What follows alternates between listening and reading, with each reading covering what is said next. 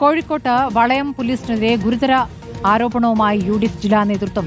അടിപിടി കേസിൽ വർഗീയത പറഞ്ഞ് പോലീസ് റിമാൻഡ് റിപ്പോർട്ട് തയ്യാറാക്കിയെന്നതാണ് ആക്ഷേപം. പരാതിക്കാരുടെയും പ്രതികളുടെയും മതം ചേർത്തുള്ള റിമാൻഡ് റിപ്പോർട്ടിനെതിരെ നേതാക്കൾ ഇപ്പോൾ പരാതി നൽകിയിരിക്കുകയാണ്. നാട്ടിലെ സമാധാന അന്തരീക്ഷം തകർക്കാനുള്ള CPMന്റെ ശ്രമത്തിന്റെ ഭാഗമാണ് പോലീസ് നടപടിയെന്നാണ് കോൺഗ്രസ് വിമർശനം. പോലീസ് കേസെടുത്ത് ഇനി വർഗീയമായി ചിന്തിക്കുന്ന ഏതെങ്കിലും തരത്തിലുള്ള വികാരം അതിൻ്റെ പിന്നിലുണ്ടെങ്കിൽ അത് മുളയിലേക്ക് എടുത്തേണ്ട പോലീസാണ് റിമാൻഡ് റിപ്പോർട്ടിൽ രണ്ടാളുകൾ തമ്മിൽ നടത്തിയ ഒരു സാധാരണ സംഘർഷത്തെ വർഗീയവൽക്കരിക്കാൻ ശ്രമിച്ചത്. കേരളത്തിൽ മുമ്പ് കേൾവിയില്ലാത്തതാണത്. പോലീസിനെ ഉപയോഗിച്ച് വർഗീയ രൂപം നടത്തുക.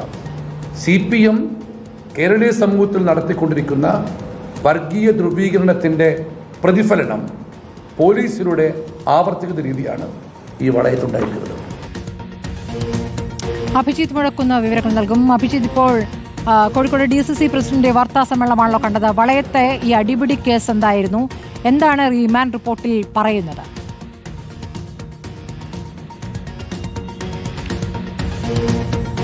സ്മൃതി, തിരുവോണനാളിൽ, അതായത് ഈ മാസം 5-ന് നടന്ന സംഭവമാണിത്. പരാതിക്കാരനും സുഹൃത്തും വളയം ടൗണിൽ നിൽക്കുകയായിരുന്നു. അപ്പോൾ അതുവഴി സ്കൂട്ടറിൽ 2 പേർ കടന്നുപോയി. അവരോട് ഈ പരാതിക്കാരൻ പതുക്കെ പോകൂ എന്ന് പറഞ്ഞു. അതിനു പിന്നാലെ ഇത് കേട്ടതിൽ പ്രകോപിതരായ സ്കൂട്ടർ യാത്രികർ തിരിച്ചു വന്ന് പരാതിക്കാരനെയും സുഹൃത്തിനെയും അതിക്രൂരമായി മർദ്ദിച്ചു എന്നുള്ളതാണ് പരാതി. കല്ലുപയോഗിച്ച് ആക്രമിച്ചു. ഇതിൽ പരിക്കുപറ്റിയ പരാതിക്കാരനുമായി സുഹൃത്ത് ആശുപത്രിയിലേക്ക് പോകുന്നതിനിടെ നാദാപുരത്ത് വെച്ച് ഈ പ്രതികളുടെ സുഹൃത്തുക്കളും വീണ്ടും ഇവരെ മർദ്ദിക്കുന്ന ഒരു സാഹചര്യമുണ്ടായി.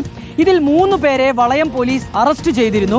അതിൽ സാധാരണ നിലയിലുള്ള ഒരു അടിപിടി കേസ് എന്ന രീതിയിലാണ് പോലീസ് FIR തയ്യാറാക്കുകയും ഈ 3 പേരെ അറസ്റ്റ് ചെയ്യുകയും ചെയ്തത്. പക്ഷേ പിന്നീട് പോലീസ് കോടതിയിൽ നൽകിയ റിമാൻഡ് റിപ്പോർട്ടിലാണ് കൃത്യമായി ഈ പരാതിക്കാരന്റെയും സുഹൃത്തിന്റെയും മതം പരാമർശിച്ചിട്ടുള്ളത്. അതായത് ഇന്ന മതത്തിൽപ്പെട്ടയാളാണ് പരാതിക്കാരൻ, ഇന്ന മതത്തിൽപ്പെട്ടയാളാണ് ഈ പ്രതികൾ, ഇവർ തമ്മിലുള്ള ഒരു സംഘർഷമാണ് അവിടെ ഉണ്ടായത്, അത് മറ്റ് രീതിയിലുള്ള വർഗീയ കലാപങ്ങളിലേക്ക് പോകാനുള്ളൊരു സാധ്യതയുണ്ട്, അങ്ങനെ ഒരു സാഹചര്യം ഈ നാട്ടുകാർ ഭയപ്പെടുന്നു എന്ന രീതിയിലുള്ള റിമാൻഡ് റിപ്പോർട്ടാണ് വളയം പോലീസ് കോടതിയിൽ സമർപ്പിച്ചത്. ഇതിനെതിരെയാണ് ഇപ്പോൾ UDF നേതൃത്വം രംഗത്തെത്തിയിട്ടുള്ളത്. ലീഗ്, കോൺഗ്രസ് ജില്ലാ അധ്യക്ഷന്മാർ രംഗത്തെത്തിയിട്ടുള്ളത്. അവർ പറയുന്നത് ഇത്തരത്തിലുള്ള ഒരു നീക്കം, പോലീസിന്റെ നീക്കം, അത് ആസൂത്രിതമാണ്.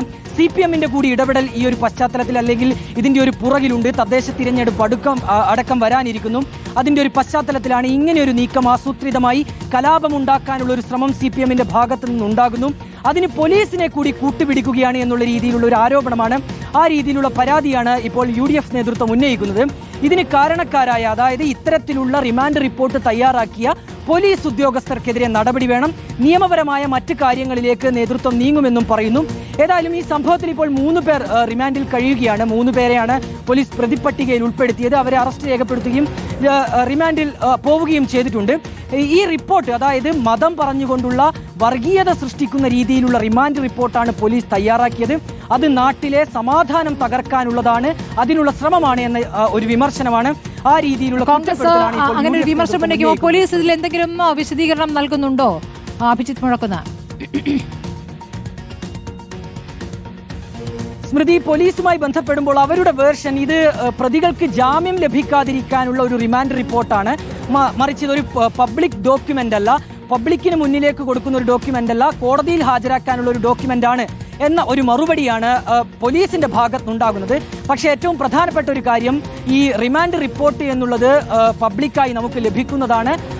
എവിടെയും ആർക്ക് വേണമെങ്കിലും ലഭിക്കാവുന്ന ഒരു റിപ്പോർട്ടാണ് റിമാൻഡ് റിപ്പോർട്ട്. പക്ഷെ പോലീസിന്റെ ആ ഒരു വേർഷൻ, അല്ലെങ്കിൽ പോലീസിന്റെ ആ ഒരു വിശദീകരണം നിലനിൽക്കില്ല എന്നുള്ളത് തന്നെയാണ് യാഥാർത്ഥ്യം. അതായത് 2 പേർ തമ്മിൽ FIR-ൽ കൃത്യമായി ആ രീതിയിലുള്ള പരാമർശങ്ങൾ ഒന്നും തന്നെ ഇല്ല എന്നുള്ളതാണ് ശ്രദ്ധേയമായ കാര്യം. 2 പേർ സാധാരണ നിലയിൽ ഉണ്ടാകുന്ന ഒരു അടിപിടി, ആ സെക്ഷനുകൾ, ആ വകുപ്പുകൾ, BNS പ്രകാരമുള്ള ആ വകുപ്പുകൾ മാത്രമാണ് FIR-ൽ രജിസ്റ്റർ ചെയ്തിട്ടുള്ളത്. പക്ഷേ അത് റിമാൻഡ് റിപ്പോർട്ടിലേക്ക് വരുമ്പോൾ എങ്ങനെയാണ് അത് ഈ വർഗീയമായ രീതിയിലുള്ള മതം പറഞ്ഞുകൊണ്ടുള്ള കാര്യങ്ങൾ അതിൽ ഉൾപ്പെട്ടത് എന്നുള്ളത് തന്നെയാണ് പ്രധാനപ്പെട്ട കാര്യം. ശരി അഭിജിത്ത്, പ്രദേശത്തെ CPM നേതാക്കൾ ഇതിനോട് എങ്ങനെ പ്രതികരിക്കുന്നു എന്നും പ്രധാനമാണ്. പോലീസിൽ നിന്ന് വന്നിരിക്കുന്ന ഗുരുതരമായ നടപടിയാണ് ഇത്. അഭിജിത്ത് മുഴക്കുന്നതാണ് വിശദാംശങ്ങൾ നൽകിയത്.